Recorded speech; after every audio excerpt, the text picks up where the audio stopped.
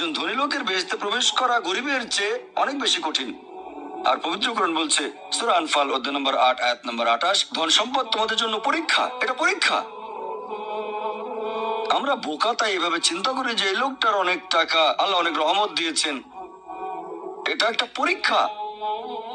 যদি এই রহমত ঠিক মতো ব্যবহার না করেন, এটা অবশ্যই রহমত, তবে এই পরীক্ষায় ফেল করার সম্ভাবনা অনেক বেশি। যেমন ধরেন বোর্ডের একটা পরীক্ষার প্রশ্ন, গত বছরের কথা, 2 বছর আগের কথা, 2002 সালের কথা। সেবারের প্রশ্ন খুব কঠিন ছিল, বেশিরভাগ ছাত্রছাত্রী উত্তর দিতে পারেনি।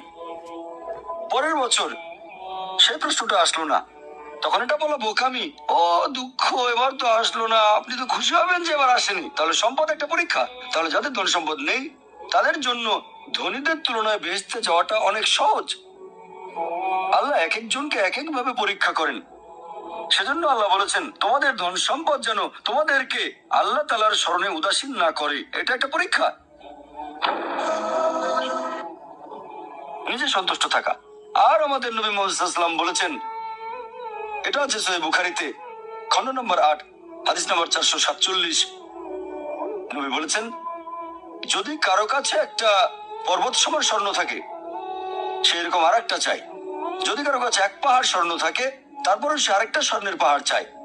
আর সর্বশেষে তার মুখগহ্বর পূর্ণ হয় কবরের মাটি দিয়ে।